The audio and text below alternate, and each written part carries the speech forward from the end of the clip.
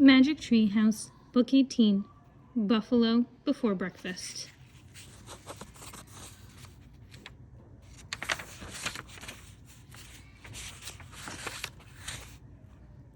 Prologue. One summer day in Frog Creek, Pennsylvania, a mysterious treehouse appeared in the woods. 8-year-old Jack and his 7-year-old sister Annie climbed into the treehouse. They found it was filled with books. Jack and Annie soon discovered that the treehouse was magic. It could take them to the places in the books. All they had to do was point to a picture and wish to go there. Along the way, Jack and Annie discovered that the treehouse belongs to Morgan Le Fay. Morgan is a magical librarian from the time of King Arthur. She travels through time and space gathering books. In Magic Treehouse books 5 through 8, Jack and Annie helped free Morgan from a spell. In books 9 to 12, they solved 4 ancient riddles and became master librarians. In Magic Treehouse books 13 through 16, Jack and Annie had to save 4 ancient stories from being lost forever. In Magic Treehouse books 17 to 20, Jack and Annie must be given 4 special gifts to help free a mysterious dog from a magic spell. They have already received 1 gift on a trip to the Titanic. Now they are about to set out in search of the second gift. Chapter 1. Teddy's back. Jack finished tying his sneakers. Then he looked out his bedroom window. A small dog stood in the early sunlight. He had floppy ears and scruffy brown fur.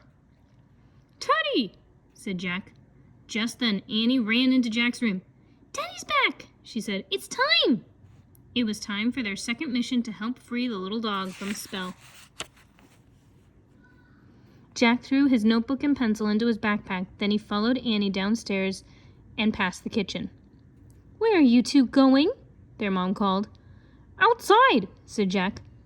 "Breakfast will be ready soon," she said, "and grandmother will be here any minute." "We'll be right back," said Jack. He loved his grandmother's visits. She was kind and funny, and she always taught them new things.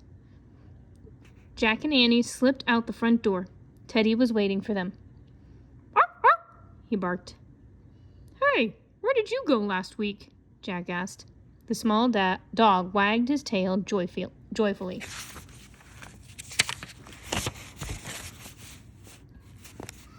Then he ran up the sidewalk. "Wait for us!" Annie shouted. She and Jack followed Teddy up the street and into the Frog Creek woods.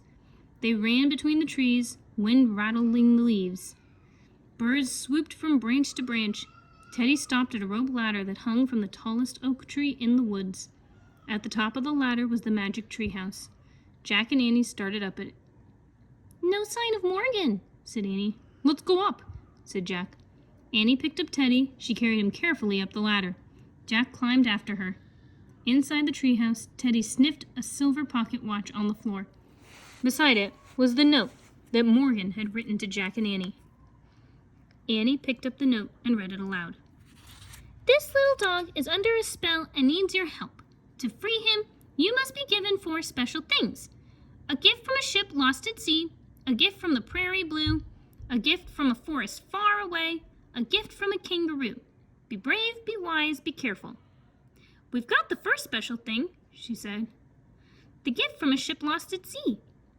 "Yeah," said Jack. He picked up the silver pocket watch. The time on the watch was 2:20. The time the Titanic had sunk. Jack and Annie stared at the watch.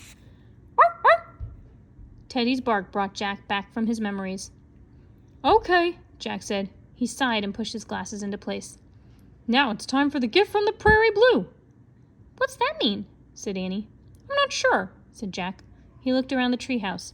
"But I bet that book will take us there." He picked up a book in the corner. The cover was a picture of a wide prairie. The title was The Great Plains. "Ready?" Jack said. Teddy yipped and wagged his tail. "Let's go," said Annie. "The sooner we free Teddy, the better." Jack pointed at the cover. "I wish we could go there." The wind started to blow. The treehouse started to spin. It spun faster and faster. Then everything was still. Absolutely still. Chapter 2. ocean of grass. Early sunlight slanted into the treehouse. The cool breeze smelled of wild grass. "Oh man," said Jack, "these are neat clothes." Their jeans and t-shirts had magically changed. Jack had on a buckskin shirt and pants. Annie wore a fringed buckskin dress. They both wore soft leather boots and coonskip caps. Jack's backpack was now a leather bag.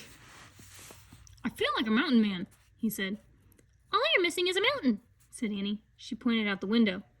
Jack and Teddy looked out. The treehouse sat in a lone tree in a vast golden prairie. The sun was rising in the distance. Wind whisked through the tall yellow grass. "Shh, shh, shh," it said. "We need a gift from the prairie blue," said Jack. "I bet that means the sky," said Annie, looking up. "Yep." The sky was growing bluer as they watched. "But how are we supposed to get it?" "Just like last time," said Annie. "We have to wait till someone gives it to us." "I don't see any sign of people out there," said Jack. He opened their book and read aloud. "The Great Plains are in the middle of the United States. Before the 20th century, this vast prairie covered nearly a fifth of America's land. Some called it an ocean of grass." Jack pulled out his notebook. "Come on," said Annie. She picked up Teddy and carried him down the ladder. Jack quickly wrote, "Great Plains, lots of land." "Wow, this is like an ocean of grass," Annie called from below. Jack slipped the Great Plains book and his notebook into his leather bag and climbed down. When he stepped onto the ground, the grass came all the way up to his chest. It tickled his nose. Achoo! He sneezed. "Let's go swimming in the grass ocean," said Annie. She started off with Teddy under her arm. The wind blew gently as Jack hurried after her. All he could see was rolling waves of grass. They walked and walked and walked. Finally, they stopped to rest. "We could wait for months and never see anything but grass," said Jack. "Teddy says there's something great up ahead," said Annie. You can't tell what he's saying," said Jack. "He's just barking." "I can tell," said Annie. "Trust me." "We can't walk all day," said Jack. "Come on," said Annie. "Just a little farther." She started walking again. "Oh, brother." But he kept going through the tall, rippling grass. They went down a small slope, then up a small rise. At the top of the rise, Jack froze.